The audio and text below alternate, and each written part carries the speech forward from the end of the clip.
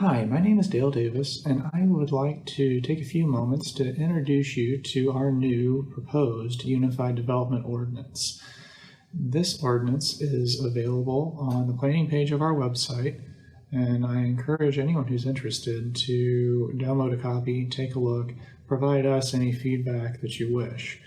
We held a public open house on July 8th, but we also wanted to provide this web session for a little background on the ordinance so people would not feel excluded from the process, because not everyone is completely comfortable with going to a public meeting at this point in time with all of the COVID restrictions that surround us. This ordinance is the culmination of 2 years of hard work and dedication by our stakeholders, our elected officials, and our city staff. The old zoning ordinance that is currently in effect dates to 1980. It has been amended over time, but it hasn't been universally overhauled or comprehensively updated during that time.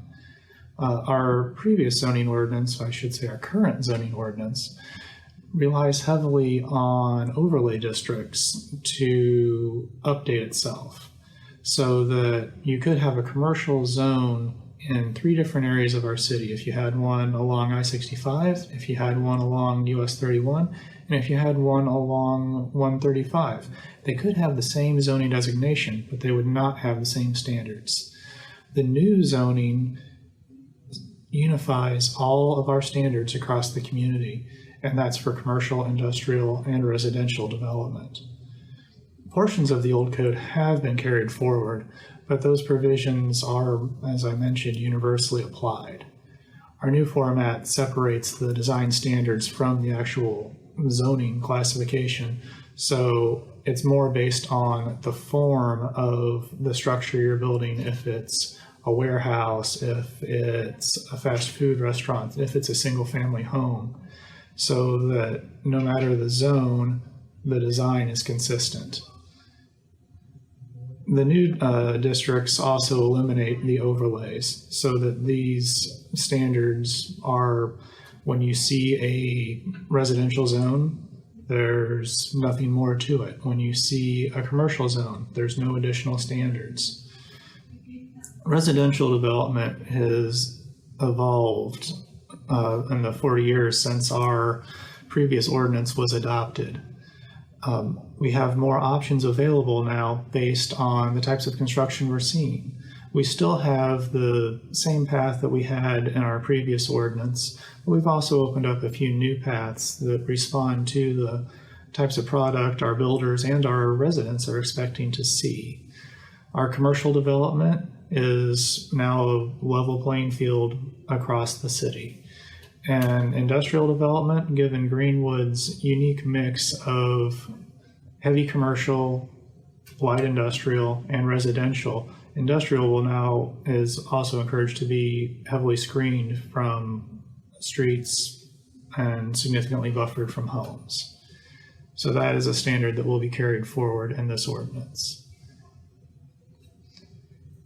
These standards in the entire ordinance have been developed and vetted with a project steering committee, and we've also gotten a lot of feedback from our industry leaders, our commercial builders, our brokers, our residential builders, and also our citizens.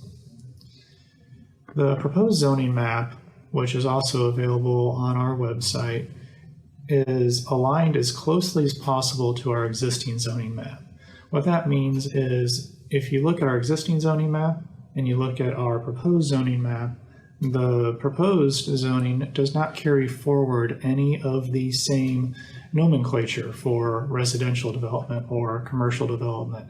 And that's by design. The new ordinance is a significant departure from the way our old ordinance functioned. But when we were reconfiguring the zoning map, we tried to align properties as closely to what their current zoning is as what would make sense in the new zoning.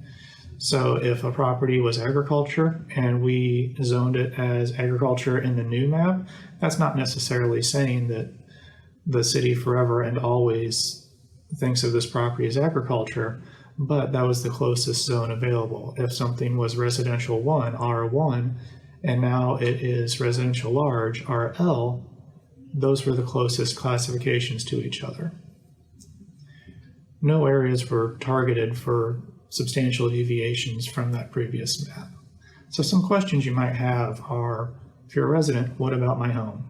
As I mentioned, we tried to keep the zoning classifications as close as possible to what your home currently has.